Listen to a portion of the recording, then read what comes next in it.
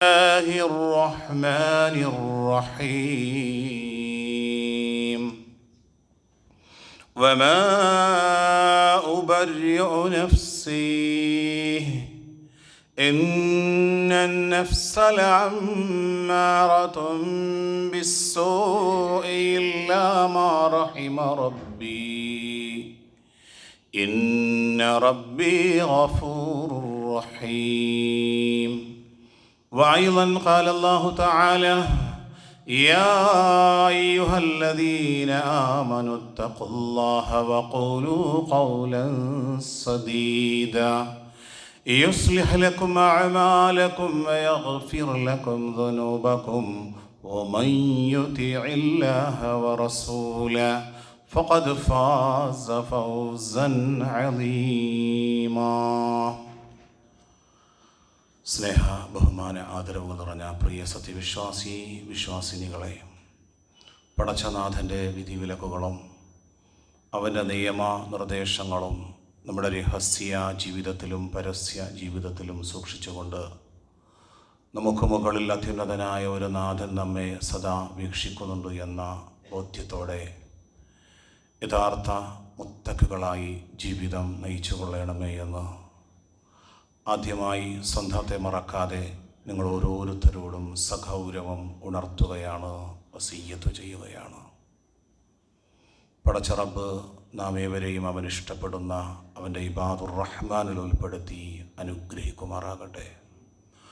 ആഹ്ലാദത്തോടെയും ആനന്ദത്തോടെയും അള്ളാഹുവിൻ്റെ പരിശുദ്ധമായ ഈ മസ്ജിദിൽ ഒരുമിച്ച് കൂടിയതുപോലെ വേദനകളിലും പ്രതിസന്ധികളുമില്ലാത്ത അള്ളാഹുവിൻ്റെ അനശ്വരമായ സ്വർഗം നേടിയെടുക്കുന്ന മഹാസൗഭാഗ്യവാന്മാരിൽ അല്ലാഹു സുബ്ഹാനഹു വ തആല നാം ഏവരെയും ഉൾപ്പെടുത്തി അനുഗ്രഹിക്കുമാറാകട്ടെ.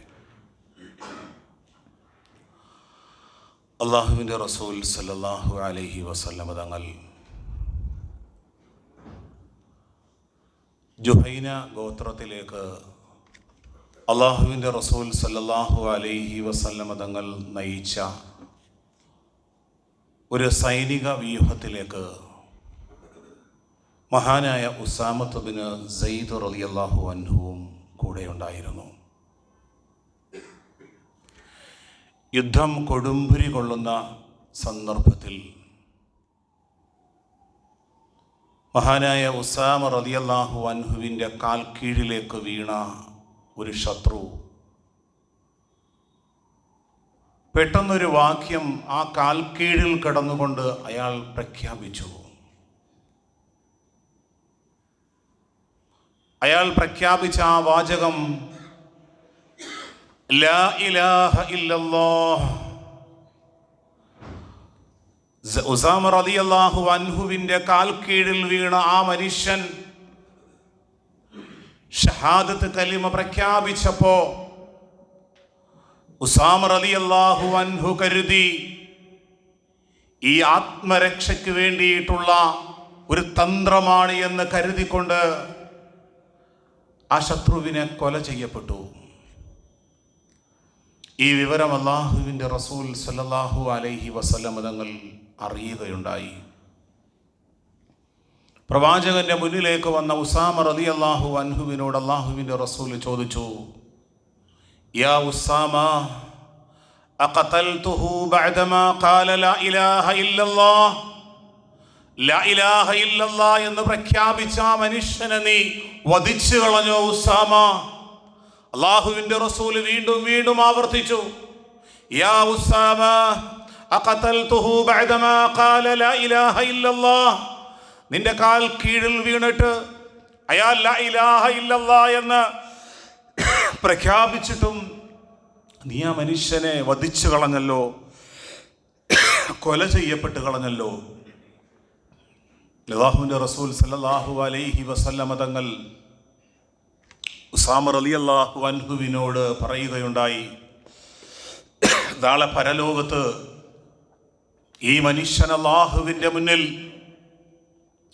ലാ ഇലാഹ ഇല്ലല്ലാഹ് എന്ന് പ്രഖ്യാപിച്ചിട്ടും ഉസാമ എന്നെ വകവരുത്തി എന്ന് റബ്ബിന്റെ മുന്നിൽ ആവലാതി പറഞ്ഞാൽ അവിടെ നീ എന്തു മറുപടി പറയും ഉസാമ എന്ന് ചോദിക്കുമ്പോ ഉസാമ റളിയല്ലാഹു അൻഹു അല്ലാഹുവിൻ്റെ റസൂലിനോട് പറഞ്ഞു, റസൂലേ, അത് യുദ്ധത്തിൽ നിന്ന് താൻ വധിക്കപ്പെടുമെന്ന് മനസ്സിലാക്കിയപ്പോൾ തൻ്റെ ആത്മരക്ഷയ്ക്ക് വേണ്ടിയിട്ടുള്ള ഒരു തന്ത്രമായിരുന്നു റസൂലേ, അതുകൊണ്ടാണ് ഞാൻ വധിച്ചതെന്ന് പറയുമ്പോൾ അള്ളാഹുവിൻ്റെ റസൂൽ ആ മനുഷ്യനോട് രണ്ടാമതൊരു ചോദ്യം ചോദിക്കുകയാണ്. അഫലാ ശഖഖത അൻ ഖൽബിഹി, നീ ആ മനുഷ്യൻ്റെ ഹൃദയം പിളർന്നു നോക്കിയോ? ആ മനുഷ്യൻ്റെ ഹൃദയത്തിലെ രഹസ്യം നിനക്കറിയുമോ? ആ മനുഷ്യൻ്റെ ഹൃദയത്തിൻ്റെ ഉദ്ദേശശുദ്ധി എന്താണെന്ന് നിനക്കറിയുമോ? നീ ആ മനുഷ്യൻ്റെ ഹൃദയം പിളർത്തി നോക്കിയോ? നാം ചിന്തിക്കേണ്ടത് 14 നൂറ്റാണ്ടുകൾക്ക് മുമ്പ് അള്ളാഹുവിൻ്റെ റസൂലും മഹാനായ ഉസാമ റളിയല്ലാഹു അൻഹുവുമായിട്ടുള്ള ആ സംഭാഷണം 2024 ജുമുഅ മിമ്പറിൽ നാം ചർച്ച ചെയ്യുന്നത് റസൂലിൻ്റെ വല്ലാത്തൊരു ചോദ്യമായിരുന്നു. പലപ്പോഴും പല സഹോദരങ്ങളും കുറേ നാളായി അവർ പള്ളിയിലേക്ക് കടന്നു വന്നിട്ട് എന്തോ ചില രോഗങ്ങളൊക്കെ വന്ന് നന്നാകണമെന്ന ആഗ്രഹത്തോടെ അള്ളാഹുവിൻ്റെ പള്ളിയിലേക്ക് വരുമ്പോൾ ആ മനുഷ്യനെ കാണുന്ന സമയത്ത് പള്ളിയിലും ആരാധനയിലൊന്നും അയാൾ മുൻപ് പതിവില്ലാതിരുന്ന ആ മനുഷ്യനെ കാണുമ്പോൾ ആ മനുഷ്യനെ വല്ലാത്ത ഒരു ചിന്ത അയാളോട് പറഞ്ഞില്ലെങ്കിലും അയാൾ നന്നാകാൻ തീരുമാനിച്ചു. ഇതെത്ര നാളുണ്ടാകും എന്ന ഒരു ചിന്ത നമ്മുടെ ഹൃദയത്തിൻ്റെ ഉള്ളിലേക്ക് കടന്നു വരും. നമസ്കാരം കഴിഞ്ഞ് നമ്മുടെ അടുത്തിരിക്കുന്ന ഒരു സഹോദരൻ പൊട്ടിക്കരഞ്ഞുകൊണ്ട് അല്ലാഹുവിനോട് പ്രാർത്ഥിക്കുമ്പോൾ അടുത്തിരിക്കുന്ന സഹോദരൻ ഒരുപക്ഷെ ചിന്തിച്ചു പോകും, അതെ, അതൊരു അഭിനയമാണ്. ആ മനുഷ്യന്റെ വേദനകളും പ്രയാസങ്ങളും എന്താണെന്ന് നമുക്കറിയുമോ? ഒരുപക്ഷെ ആ സഹോദരന്റെ മകൻ ഏതോ ഹോസ്പിറ്റലിൽ എന്തോ പ്രയാസവുമായി മല്ലിടുന്ന തൻ്റെ പൊന്നുമകനു വേണ്ടി കരഞ്ഞു പ്രാർത്ഥിക്കുകയായിരിക്കും. ഇവിടെയൊന്നും മറ്റു തര സഹോദരന്മാരുടെ ഹൃദയത്തിൻ്റെ ഉള്ളിലെ രഹസ്യങ്ങൾ നമുക്കറിയില്ല. സഹോദരന്മാരെ, അവരുടെ ഉദ്ദേശശുദ്ധിയെക്കുറിച്ച് നാം വിധി പറയാൻ നാം ഒരിക്കലും അർഹരല്ല. മറ്റുള്ളവരുടെ ജീവിതത്തിൽ കൈവച്ച് ശീലിച്ച നാം, മറ്റുള്ളവരുടെ പ്രശ്നങ്ങളിൽ ഇടപെട്ട് ശീലിച്ച നാം ചിന്തിക്കേണ്ടത് നമ്മുടെ ഉദ്ദേശശുദ്ധിയെക്കുറിച്ചാണ്, നമ്മുടെ മനസ്സിൻ്റെ ഉദ്ദേശശുദ്ധിയെക്കുറിച്ചാണ്. മഹാനായ ഇമാം ഷിറാസി റഹിമഹുല്ലാ കുട്ടിയായിരിക്കുമ്പോഴുള്ള ഒരു സംഭവം പറയുകയാണ്. എൻ്റെ പിതാവ് പാതിരാവിൽ രാത്രി നമസ്കാരത്തിനു വേണ്ടി എൻ്റെ ഉപ്പ എന്നെ വിളിക്കും. ഞാനും എൻ്റെ ഉപ്പയും തമ്മിൽ രാത്രി നമസ്കാരത്തിനു വേണ്ടി വുളൂ ചെയ്ത് ഞാൻ എൻ്റെ വീട്ടിൽ നമസ്കരിക്കും. ഒരു ദിവസം നമസ്കരിക്കാൻ വേണ്ടി വുളൂ എടുത്തുകൊണ്ടിരിക്കുന്ന സന്ദർഭത്തിൽ എൻ്റെ അയൽവാസികളെല്ലാം, അവിടെയൊന്നും വിളക്കുകൾ കത്തിയിട്ടില്ല, എല്ലാവരും ഗാഢനിദ്രയിലാണ്.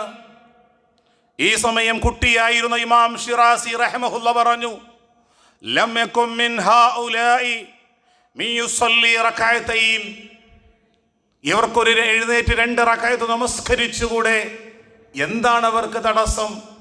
അപ്പോൾ തൻ്റെ ഉപ്പ തിരുത്തി കൊടുക്കുകയാണ്, മോനെ, ഇത് പറയുവാൻ വേണ്ടിയിട്ടാണ് മോന് ഉറക്കത്തിൽ നിന്ന് പാടുപെട്ട് എഴുന്നേറ്റതെങ്കിൽ ഇത് പറയുന്നതിനേക്കാളും ഉത്തമം മോനെ നീ ആ ബെഡിൽ തന്നെ കിടന്നുറങ്ങലാണ്. തൻ്റെ മകനെ തിരുത്തി കൊടുക്കലാണ്. നാം ഒരു കർമ്മം ചെയ്യുമ്പോൾ മറ്റുള്ളവർ ചെറുതാണ്, ഞാൻ വലിയ ജീവിത വിശുദ്ധിയുള്ളയാളാണ്, ഞാൻ വലിയ മഹത്വമുള്ളവരാണ്, മറ്റുള്ളവരിലൊക്കെ കുറവുകളുണ്ട്, മറ്റുള്ളവരെല്ലാം നാളെ പരലോകത്തെത്തുമ്പോൾ പലതിൻ്റെ പേരിലും നരകാഗ്നിയിലേക്ക് എടുത്തെറിയുമ്പോൾ എനിക്ക് സ്വർഗം കിട്ടുമെന്ന വല്ലാത്തൊരു മിഥ്യാധാരണ നമ്മുടെ ഹൃദയത്തിൽ ഉണ്ടാകാൻ പാടില്ല. മറ്റുള്ളവരെ കുറിച്ചുള്ള ഗുണകാംക്ഷയാണ്, നന്മയോടുകൂടിയുള്ള ചിന്തയാണ് സഹോദരങ്ങളെ നമ്മുടെ മനസ്സിൽ ഉണ്ടാകേണ്ടത്. മഹാനായ യൂസുഫ് നബി അലൈഹിസ്സലാമിനെ കുറിച്ച് വ്യഭിചാരോപണം പറഞ്ഞിരുന്ന ആ സ്ത്രീകൾ അവസാനം പറഞ്ഞു, ആ പ്രവാചകൻ നമ്മെ കടന്നു പിടിച്ചിട്ടില്ല, ആ പ്രവാചകന്റെ സൗന്ദര്യത്തിലും ആകർഷകരായി ഞാനാണ് ആ പ്രവാചകനിലേക്ക് കടന്നു ചെന്നത്. ആ സമയത്ത് ആ പ്രവാചകൻ പറയുന്നുണ്ട്, വമാ ഉബരിഉ നഫ്സി, ഞാൻ എൻ്റെ നഫ്സിനെ, എൻ്റെ ആത്മാവിനെ കുറ്റവിമുക്തനൊന്നുമാക്കുന്നില്ല, ഞാൻ വലിയ ജീവിത വിശുദ്ധനാണെന്നൊന്നും ഞാൻ പറയുന്നില്ല. എന്നിട്ട് മഹാനായ പ്രവാചകൻ പറഞ്ഞു, ഇന്നൻ നഫ്സ ലഅമ്മാറത്തുൻ ബിസ്സൂ, മനുഷ്യരുടെ മനസ്സുണ്ടല്ലോ, നാം ഓരോരുത്തരുടെയും മനസ്സുണ്ടല്ലോ, ഓരോ മനുഷ്യരുടെയും മനസ്സ് തെറ്റിലേക്ക് ചായുന്ന പ്രകൃതത്തിലാണ്. നാം നമസ്കാരത്തിലും തൗഹീദിലും തഖ്വയിലുമൊക്കെ അധിഷ്ഠിതമായി ജീവിക്കുമ്പോഴും നമ്മുടെ മനസ്സ് അപരന്റെ കുറ്റങ്ങൾ കണ്ടുപിടിക്കുന്നതിലേക്ക്, അപരന്റെ മോശമായ അവസ്ഥകൾ ചിക്കി ചെയ്യുന്നതിലേക്ക് നമ്മുടെ മനസ്സ് ചാഞ്ഞുകൊണ്ടേയിരിക്കും. എന്നിട്ട് ആ പ്രവാചകൻ പറയുകയാണ്, ഇല്ലാ മാ റഹിമ റബ്ബി, അല്ലാഹു കരുണ ചെയ്ത ഹൃദയമൊഴികെ. പടച്ചവൻ കരുണ ചെയ്ത ഒരു മനസ്സിന്റെ ഉടമകളാണെങ്കിൽ എൻ്റെ നമസ്കാരവും എൻ്റെ കർമ്മങ്ങളും എൻ്റെ ആരാധനകളും എനിക്ക് ഖബറിലും പരലോകത്തിലും തണലാകണം. എൻ്റെ നാവിലൂടെ, എൻ്റെ ചിന്തയിലൂടെ, എൻ്റെ മനസ്സിലൂടെ മറ്റൊരു സഹോദരനെ കുറിച്ചുള്ള മോശമായ ചിന്താഗതികളിലൂടെ എൻ്റെ കർമ്മങ്ങൾ നഷ്ടപ്പെട്ടു പോകാൻ പാടില്ല. എൻ്റെ കർമ്മങ്ങളിൽ കുറവ് സംഭവിക്കാൻ പാടില്ല. മറ്റൊരാളെ കുറിച്ചുള്ള നല്ല ഗുണകാംക്ഷയാണ്, നല്ല ചിന്തയാണ് എൻ്റെ മനസ്സിലുണ്ടാകേണ്ടത് എന്ന വലിയൊരു സന്ദേശമാണ് മഹാനായ ആ പ്രവാചകൻ യൂസുഫ് നബി അലൈഹിസ്സലാമിൻ്റെ ജീവിത വിശുദ്ധിയെ കുറിച്ചുള്ള പ്രഖ്യാപനം. പല സന്ദർഭങ്ങളിലും പ്രിയമുള്ളവരെ നാം ചിന്തിക്കേണ്ടത്, നാം ആലോചിക്കേണ്ടത്, നാം രാവിലെ എഴുന്നേറ്റ് പ്രഭാത നമസ്കാരമൊക്കെ കഴിഞ്ഞ് വീട്ടിലേക്ക് വരുമ്പോൾ നമ്മുടെ മകൻ ഉറക്കത്തിലായിരിക്കും, അല്ലെങ്കിൽ നമ്മുടെ അടുത്ത ബന്ധുക്കളായ അയൽവാസികൾ ഉറക്കത്തിലായിരിക്കും. മകനെ ഉപദേശിക്കും, ചിലപ്പോഴൊക്കെ അവരെ ശപിക്കുന്ന ചില അവസ്ഥകളുണ്ടാകും. നീ നന്നാകില്ലടാ, നീ നന്നാകാൻ ഒരു ചാൻസുമില്ല, നീ എങ്ങനെയാണ് നന്നാകുന്നത് എന്ന് മക്കളെ ശപിക്കുന്ന ഉമ്മമാർ, അയൽവാസികളെ ശപിക്കുന്നവർ, മറ്റുതര മനുഷ്യരെ ശപിക്കുന്നവർ. ഒരിക്കലും വിശ്വാസികളിൽ അങ്ങനെ ഉണ്ടാകാൻ പാടില്ല പ്രിയമുള്ളവരെ. അല്ലാഹുവിന്റെ റസൂൽ സല്ലല്ലാഹു അലൈഹി വസല്ലമ തങ്ങൾ ബനി ഇസ്രായേലികളിൽപ്പെട്ട 2 സഹോദരന്മാരുടെ സംഭവം അല്ലാഹുവിന്റെ റസൂൽ തന്റെ അനുചരന്മാരെ ഓർമ്മപ്പെടുത്തുന്നുണ്ട്. അല്ലാഹുവിന്റെ റസൂൽ സല്ലല്ലാഹു അലൈഹി വസല്ലമ തങ്ങൾ പറയുകയാണ്, 2 സഹോദരന്മാർ, അതിലൊരാൾ മുത്തഖിയായ തഖ്വയുള്ള ദൈവബോധമുള്ള മനുഷ്യൻ, മറ്റേയാള് പാപങ്ങളിലും തെറ്റുകുറ്റങ്ങളിലും ഒക്കെയായി കഴിഞ്ഞുകൂടുന്ന സഹോദരൻ. ഈ തഖ്വയുള്ള സഹോദരൻ തൻ്റെ അനുജനെ ഉപദേശിക്കാറുണ്ട്, നീ പാപങ്ങളിൽ നിന്ന് മാറി നിൽക്ക്, നന്മകളിലേക്ക് വരിക, നന്മകളിലേക്ക് നീ ധൃതിയാവുക. പലതരത്തിലും ഉപദേശിക്കുകയുണ്ടായി. ഉപദേശം വല്ലാതെ കൂടിക്കഴിഞ്ഞപ്പോ ഒരിക്കൽ ആ സഹോദരൻ പറഞ്ഞു, എന്താണ് പറഞ്ഞത്? ഫഖാല ഖുല്ലിനി വറബ്ബി, നീ എന്നെയും എൻ്റെ റബ്ബിനെയും അങ്ങ് ഒഴിവാക്കിയേക്ക്, ഞങ്ങളെ അങ്ങ് വിട്ടേക്ക്. അബുഇസ്ത അലയ്യ റഖീബ, എന്നെ നന്നാക്കാൻ, എന്നെ നന്നാക്കിയെടുക്കാൻ അള്ളാഹു നിന്നെ നിയോഗിച്ചിട്ടുണ്ടോ? നിന്നെ കാവൽക്കാരനാക്കിയിട്ടുണ്ടോ? ഈ സമയം തൻ്റെ സഹോദരൻ പറയുകയാണ്, ഫഖാല വല്ലാഹി ലാ യഗ്ഫിറുല്ലാഹു ലക ഔ യുദ്ഖിലുക അല്ലാഹുൽ ജന്ന.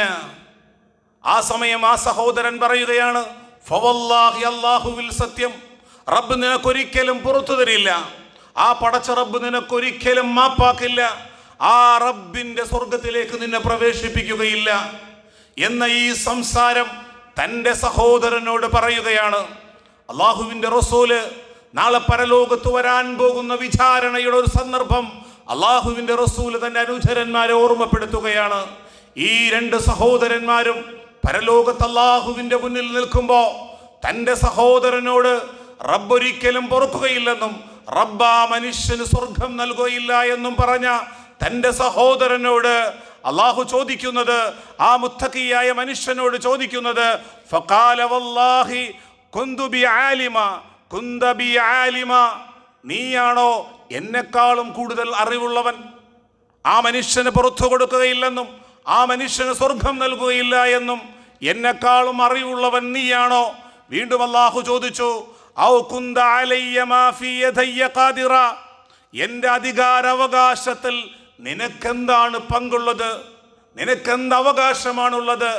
ഞാൻ ചിലപ്പോൾ പുറത്തു കൊടുക്കാം, ഞാൻ അവർക്ക് മാപ്പ് ചെയ്തേക്കാം, ഞാൻ ചിലപ്പോൾ അവരെ ശിക്ഷിച്ചേക്കാം. അതെൻ്റെ ഇഖ്തിയാറാണ്, അതെൻ്റെ സ്വാതന്ത്ര്യമാണ്. എൻ്റെ അധികാരാവകാശത്തിൽ നിനക്കെന്ത് അധികാരമാണുള്ളത് എന്ന് പറഞ്ഞിട്ട് ആ തെറ്റുകുറ്റങ്ങളിൽ ജീവിച്ച ആ മനുഷ്യന് അള്ളാഹുവിൻ്റെ മഗ്ഫിറത്ത് കൊണ്ട് ആ മനുഷ്യന് സ്വർഗം നൽകുകയും മുത്തഖിയായി ജീവിച്ച് ശാപവർഷങ്ങളുമായി നടന്ന ആ മനുഷ്യനെ പരലോകത്ത് അല്ലാഹു നരകത്തിലേക്കും വലിച്ചെറിയുന്ന ഈ സംഭവങ്ങൾ നമ്മെ ഓർമ്മപ്പെടുത്തുന്നത് പലപ്പോഴും നമ്മൾ തൗഹീദിൽ നമ്മൾ മുത്തഖിയായി കൊണ്ട് കർമ്മങ്ങളിൽ കർമ്മോത്സുകതരായി ജീവിക്കുമ്പോഴും ഒരുപക്ഷെ നമ്മുടെ അനുജൻ അല്ലെങ്കിൽ നമ്മുടെ ജ്യേഷ്ഠത്തി ഈ ഒരു യാഥാർത്ഥ്യത്തിൽ ഉൾക്കൊള്ളുന്നവരായിരിക്കില്ല. ചിലപ്പോൾ നമ്മുടെ അനുജന്റെ മകളുടെ വിവാഹം വലിയ ആർഭാട സമുച്ചയം, അള്ളാഹുവിനെ അറിയാതെ, പരലോകമറിയാതെ, സ്ത്രീധനത്തിന്റെ പ്രയാസങ്ങളെ കുറിച്ച് അറിയാതെ ആ മനുഷ്യൻ വിവാഹം നടത്തുന്ന സന്ദർഭത്തിൽ നമുക്ക് ഉപദേശിക്കാം. എങ്ങനെയാണ്? ജനങ്ങളുടെ മുന്നിൽ വെച്ചാണോ? എല്ലാവരും കൂടി നിൽക്കുമ്പോഴാണോ? ഒറ്റയ്ക്ക് അനുജനെ കിട്ടുമ്പോ, അനുജ മോനെ നീ ഇത് ശ്രദ്ധിച്ചില്ലെങ്കിൽ നമ്മുടെ പരലോകം നഷ്ടപ്പെട്ടു പോകും. നിന്റെ മകളുടെ ഭാവി ജീവിതമാണ്. ഈ കാണുന്ന ആർഭാടങ്ങളല്ല. ഈ ആർഭാടങ്ങൾക്കപ്പുറം നിന്റെ മകൾ അഥവാ എൻ്റെയും മകളാണ്. അവരുടെ ദാമ്പത്യ ജീവിതത്തിൽ സമാധാനവും ശാന്തിയൊക്കെ ഉണ്ടാകണം. അവിടെ അള്ളാഹുവിൻ്റെ കാരുണ്യം ഉണ്ടാകണം. എങ്കിൽ അള്ളാഹു ഇഷ്ടപ്പെട്ട രൂപത്തിലാണ് വിവാഹം നടത്തേണ്ടത്. ഞാൻ എൻ്റെ ഒരു അഭിപ്രായമായി പറഞ്ഞു എന്നേ ഉള്ളൂ. നിന്റെ ഇഷ്ടപ്രകാരം അവിടെ നാം ഫുൾ സ്റ്റോപ്പ് ഇടണം. പ്രിയമുള്ളവരെ, ആ അനുജന പ്രകാരം ഈ ഉപദേശം സ്വീകരിക്കാതെ വരുമ്പോ അവൻ നശിച്ചു പോകും, അവൻ നാമാവിശേഷമാകുമെന്നുള്ള ശാപവാക്കുകൾ വിശ്വാസികളിൽ നിന്നുണ്ടാകാൻ പാടില്ല. തെറ്റായിരിക്കാം, കുറ്റങ്ങളുണ്ടാകാം, പക്ഷേ കുറ്റങ്ങൾ പറയുന്ന ജനങ്ങളുടെ മുന്നിൽ അത് അപഹാസ്യമാകുന്ന രൂപത്തിലേക്ക് അധിക്ഷേപങ്ങൾ തൊടുത്തുവിടാൻ പാടില്ല എന്നത് സാരം. ഇവിടെ നാം മനസ്സിലാക്കേണ്ടത്, ഈ ബനി ഇസ്രായേലുകളിൽപ്പെട്ട ആ മുത്തഖിയായ മനുഷ്യൻ നാളെ പരലോകത്ത് നരകത്തിലേക്ക് എടുത്തെറിയപ്പെടുന്നതിൻ്റെ കാരണം എന്താണ്? തൻ്റെ സഹോദരനെ ഗുണകാംക്ഷയോടുകൂടി നന്മയിലേക്ക് കൊണ്ടുവരുന്നതിന് പകരം ശാപവർഷങ്ങൾ നടത്തുമ്പോഴാണ് ആ റബ്ബിൻ്റെ കോപത്തിനും ശാപത്തിലേക്കും മാറുന്നത്. പ്രിയമുള്ളവരെ, ഇവിടെയൊക്കെ നാം മനസ്സിലാക്കേണ്ടത്, ഇവിടെയൊക്കെ നാം ഉൾക്കൊള്ളേണ്ടത്, അള്ളാഹുവിനോടുള്ള റബ്ബിനോടുള്ള ഗുണകാംക്ഷ നമ്മുടെ ജീവിതത്തിൽ ഉണ്ടാകണമെങ്കിൽ നമ്മുടെ ഹൃദയത്തിൻ്റെ ഉള്ളിൽ സ്നേഹവും കാരുണ്യവും ഉണ്ടാകണം. ആ കാരുണ്യത്തോടു കൂടിയുള്ള ഗുണകാംക്ഷയോടുകൂടിയുള്ള ഉപദേശമാണ് മനുഷ്യർക്ക് ബലം ചെയ്യുന്നത്. അതുമാത്രമല്ല, നാം ഇവിടെ ചിന്തിക്കേണ്ടത്, ഏതൊരു കുടുംബത്തിലാകട്ടെ, ഒരു കുടുംബത്തിൽ ഒരു മകളെ വിവാഹം ചെയ്തയച്ചു. ആ വിവാഹം ചെയ്തയച്ച് കല്യാണം കഴിഞ്ഞ് 3-4 മാസങ്ങളൊക്കെ കഴിഞ്ഞപ്പോ ആ മകളെ തൊട്ടടുത്തൊരു കോളേജിലേക്ക് പഠിക്കണമെന്ന് പറഞ്ഞു അവിടെ കൊണ്ടയച്ചു. ആ പ്രവാസിയായ സഹോദരൻ ഗൾഫിലേക്ക് പോവുകയും ചെയ്തു. കുറച്ചു നാൾ കഴിയുമ്പോൾ കോളേജിൽ നിന്നൊരു ഫോൺ കോൾ വരുന്നു. ഇന്നയാളുടെ ഭവനമാണോ എന്ന് ചോദിക്കുമ്പോൾ അതെ എന്ന് പറഞ്ഞു. മകള് കോളേജിൽ വന്നിട്ട് 2 ആഴ്ചക്കാലമായി, എന്താണെന്ന് അറിയാൻ വേണ്ടിയിട്ടാണ് ഞങ്ങൾ വിളിച്ചത്. ഈ സമയത്ത് ആ വീടിൻ്റെ ഉപ്പയും ഉമ്മയും ആ കാര്യത്തെക്കുറിച്ച് നിജസ്ഥിതി അന്വേഷിക്കാതെ ആ മകളോട് വല്ലാത്ത രൂപത്തിൽ പെരുമാറുകയും ആ കാര്യങ്ങളെക്കുറിച്ച് വലിയ തർക്കങ്ങളും കുതർക്കങ്ങളും നടക്കുന്നതിനിടയിൽ സ്വന്തം പ്രിയതമൻ പോലും എന്താണ് നീ കാണിക്കുന്നതെന്ന മോശമായ രൂപത്തിൽ ഫോൺ കോൾ ചെയ്ത് സംസാരിക്കുകയും ഒക്കെ ചെയ്തു കഴിഞ്ഞപ്പോ ആ പെൺകുട്ടിയെ പിതാവ് വിളിച്ചുകൊണ്ടുപോയി, മടക്കിക്കൊണ്ടുപോയി. ഇതിനിടയിൽ ഡൈവോഴ്സായി, തൊലാക്കായി.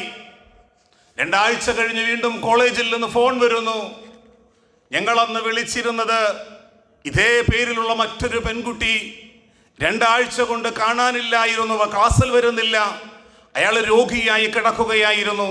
ഞങ്ങൾക്ക് തെറ്റുപറ്റിയതാണ്. സഹോദരങ്ങളെ, ഇവിടെ നാം ചിന്തിക്കേണ്ടത്, ഒരു ചെറിയ അശ്രദ്ധ, ഒരു ചെറിയ അപകടം വന്നപ്പോ കുടുംബങ്ങൾ 2 ആകുന്നതിൻ്റെ കാരണം നാം എടുത്തു ചാടി, നാം പ്രാളപ്പെട്ടുകൊണ്ട് ഒരു നല്ല മനുഷ്യനെ, മോശമായി ചിത്രീകരിക്കുന്നതിലേക്ക് പോയപ്പോ ബന്ധങ്ങൾ രണ്ടായി. അതുകൊണ്ടാണ് അല്ലാഹുവിന്റെ വിശുദ്ധമായ ഖുർആനിലൂടെ റബ്ബ് നമ്മെ ഓർമ്മിപ്പിക്കുന്നത്, യാ അയ്യുഹല്ലദീന ആമനു, അല്ലയോ സത്യവിശ്വാസികളെ, ഇൻ ജാഅകും ഫാസിഖും ബിനബഇൻ ഫതബയ്യനു. ഒരു അവിവേകിയായ മനുഷ്യൻ, ഒരു ധാരണയുമില്ലാതെ കടന്നു വരുന്ന ഒരു മനുഷ്യൻ നിങ്ങളോടൊരു കാര്യം പറഞ്ഞാൽ, അല്ലെങ്കിൽ അവിവേകത്തോടുകൂടി ഒരു കാര്യവുമായി നിങ്ങളിലേക്ക് വരുമ്പോ ഫതബയ്യനു, അതിനെക്കുറിച്ച് നിങ്ങൾ കൃത്യമായി അന്വേഷിക്കണം, അതിനെക്കുറിച്ച് നിങ്ങൾ പഠിക്കണം. അത് ശരിയാണോ? എൻ്റെ മകനെ കുറിച്ച്, നമ്മുടെ അയൽവാസിയെ കുറിച്ച്, വിശ്വാസിയായ ഒരു മനുഷ്യനെ കുറിച്ച് മോശമായ രൂപത്തിൽ വാട്സാപ്പിലൂടെ, ഫേസ്ബുക്കിലൂടെ മോശമായ ഒരു പ്രചരണം നടക്കുമ്പോൾ അത് സത്യമാണോ എന്ന് അന്വേഷിക്കാതെ നാം മറ്റൊരാളിലേക്ക് ഫോർവേഡ് ചെയ്യരുത്. അല്ലാഹുവിന്റെ വിശുദ്ധ ഖുർആനിലൂടെ റബ്ബ് പറയുന്നത്, അൻതുസീബു ഖൗമൻ ബിജഹാലത്തിൻ ഫതുസ്ബിഹു അലാ മാ ഫഅൽതും നാദിമീൻ. അൻതുസീബു ഖൗമൻ ബിജഹാല, അറിയാതെ, അറിവില്ലാതെ ഒരു വ്യക്തിക്കോ ഒരു കുടുംബത്തിനോ ഒരു സമൂഹത്തിനോ നേരെ നിങ്ങൾ എടുത്തു ചാടുകയും ഫതുസ്ബിഹു അലാ മാ ഫഅൽതും നാദിമീൻ, അതിൻ്റെ പേരിൽ പിന്നീട് ഖേദിക്കാതിരിക്കുവാൻ വേണ്ടിയിട്ടാണ് റബ്ബ് സുബ്ഹാനഹു വ തആല നമ്മെ ഇപ്രകാരം ഉപദേശിക്കുന്നത്. ഇപ്രകാരം അല്ലാഹുവിന്റെ ഖുർആനിലൂടെ ഒരു മനുഷ്യന്റെ ആത്മാഭിമാനത്തെ ചോദ്യം ചെയ്യുന്ന രൂപത്തിൽ, ഒരു മനുഷ്യന്റെ നന്മയെ ചോദ്യം ചെയ്യുന്ന രൂപത്തിൽ, സംശയിക്കുന്ന രൂപത്തിൽ നമ്മുടെ ഹൃദയത്തിൽ മോശമായ ഒരു ചിന്ത ഉണ്ടാകാൻ പാടില്ല, മോശമായ ഒരു അഭിപ്രായം പറയാൻ പാടില്ല എന്നാണ് അല്ലാഹുവിന്റെ വിശുദ്ധ ഖുർആനിലൂടെ നമ്മെ പഠിപ്പിക്കുന്നത്. പലപ്പോഴും നമ്മുടെ മകളെ വിവാഹം ചെയ്തേക്കും, വിവാഹം ചെയ്തയച്ചതിന് ശേഷം മറ്റൊരു വീട്ടിലേക്ക് പോയി ആ വീട്ടിൽ താമസിച്ച് 3-4 മാസങ്ങൾ കഴിഞ്ഞിട്ട് ആ വീട്ടിൻ്റെ ഓരോ രഹസ്യങ്ങളും മകളോട് ചോദിക്കും. ആ വീടിൻ്റെ ഓരോരോ കാര്യങ്ങളും ചോദിച്ചു മനസ്സിലാക്കിയിട്ട് ഈ പെൺകുട്ടിയുടെ പിതാവ് പറയും, ഞാൻ എൻ്റെ മകളെ വിവാഹം ചെയ്തയച്ചു, എനിക്കൊരു അബദ്ധം സംഭവിച്ചതാണ്. ആ വീടിൻ്റെ രഹസ്യങ്ങൾ മറ്റുള്ളവരോട് പറഞ്ഞു പ്രചരിപ്പിക്കുകയും ആ കുടുംബത്തിൽ പ്രശ്നങ്ങൾ ശിഥിലമാവുകയും ചെയ്യുന്ന ഒരു സംഭവം ഉണ്ടാകും. ഇപ്രകാരം പ്രിയമുള്ളവരെ, മറ്റു മനുഷ്യരുടെ രഹസ്യങ്ങളിലേക്ക്, മറ്റു കുടുംബങ്ങളുടെ രഹസ്യങ്ങളിലേക്ക് നാം ചികഞ്ഞന്വേഷിക്കാൻ പാടില്ല. ഗുണകാംക്ഷയുള്ളവരിൽ ഒരിക്കലും അപ്രകാരം സംഭവിക്കുകയില്ല. അല്ലാഹുവിന്റെ റസൂൽ സല്ലല്ലാഹു അലൈഹി വസല്ലം തങ്ങൾ പറഞ്ഞു, യാ മഅ്ശറ മൻ ആമന ബിലിസാനിഹി വലം യദ്ഖുൽ ഈമാന ഖൽബഹു. നമ്മുടെ ഹൃദയത്തിൽ ഈമാൻ പ്രവേശിക്കാതെ നാവുകൊണ്ട് മാത്രം മുസ്ലിമായ സഹോദര, മുസ്ലിമീങ്ങളായി അറിയപ്പെടുന്ന സമൂഹമേ, അല്ലാഹുവിന്റെ റസൂൽ സല്ലല്ലാഹു അലൈഹി വസല്ലം തങ്ങൾ പറയുകയാണ്, ലാ തുഉദുൽ മുഅ്മിനീന, നിങ്ങൾ സത്യവിശ്വാസികളെ ഉപദ്രവിക്കരുത്, നിങ്ങൾ സത്യവിശ്വാസികളെ ഉപദ്രവിക്കരുത്. വലാ തത്ബഉ ഔറാതിഹിം, അവരുടെ സ്വകാര്യ ജീവിതത്തിലേക്ക് നിങ്ങൾ പരതി നടക്കരുത്. അവരുടെ സ്വകാര്യ ജീവിതത്തെക്കുറിച്ച്, അവരുടെ വീടിൻ്റെ രഹസ്യങ്ങളെ കുറിച്ച് നിങ്ങൾ പരതി നടക്കരുത്. ആ മനുഷ്യന്റെ കുറ്റങ്ങളും കുറവുകളും ന്യൂനതകളും പരതി നിങ്ങൾ നടക്കരുത്. ഫഇന്നഹു മൻ യത്ബഅ ഔറത അഖീഹി യത്തബിഉല്ലാഹു ഔറതഹു. ഒരു മനുഷ്യന്റെ ന്യൂനതകൾ പരതി നടന്നാൽ, അവന്റെ കുറ്റങ്ങളും കുറവുകളും പരതി നടന്നാൽ, യത്തബിഉല്ലാഹു ഔറതഹു, അവന്റെ സ്വകാര്യ ജീവിതത്തെക്കുറിച്ചും അവന്റെ ന്യൂനതകളെക്കുറിച്ചും അല്ലാഹുവും പരതുന്നതാണ്.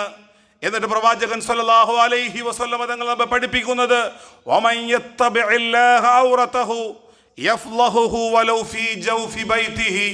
ഒരു മനുഷ്യന്റെ സ്വകാര്യതകളിലേക്ക് അല്ലാഹു പരതുന്ന അവസ്ഥയിലേക്ക് എത്തിക്കഴിഞ്ഞാൽ യഫ്ളഹുഹു, അവൻ നാശത്തിലാകും, അവൻ വലിയ അപകടത്തിലാകും.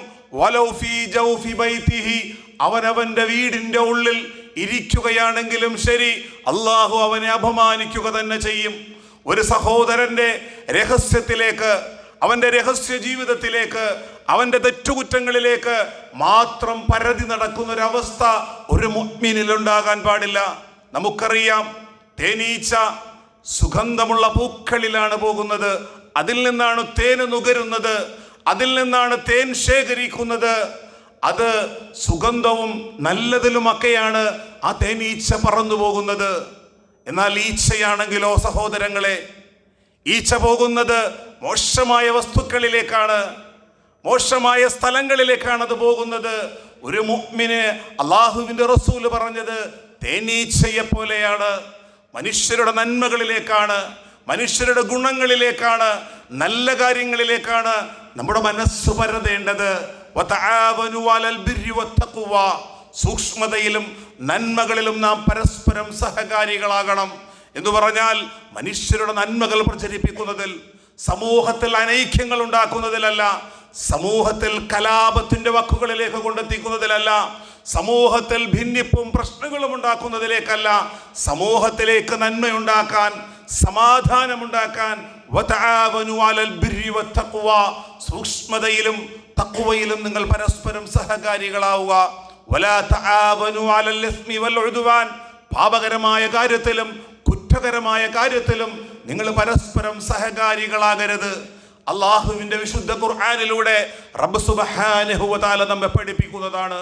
നമ്മുടെ മനസ്സിൻ്റെ ഉള്ളിൽ പകയും വിദ്വേഷവുമായി അപരനിലേക്ക്, നമ്മളോടൊപ്പം നമസ്കരിക്കുന്നവരിലേക്ക്, സഹോദര സമുദായ അംഗങ്ങളിലേക്ക് അസൂയയും പകയും വിദ്വേഷവുമായി ഒരു മുഅ്മിൻ നടക്കാൻ പാടില്ല. നമുക്കൊക്കെയും അറിയാം, അള്ളാഹുവിൻ്റെ റസൂല് തൻ്റെ അനുചരന്മാർക്ക് പറഞ്ഞു കൊടുത്തൊരു സംഭവം. റസൂല് തൻ്റെ സഹാബത്തിന് ഉപദേശിക്കുന്ന സന്ദർഭത്തിൽ ഒരു മനുഷ്യൻ നമ്മളിലേക്ക് കടന്നു വരും.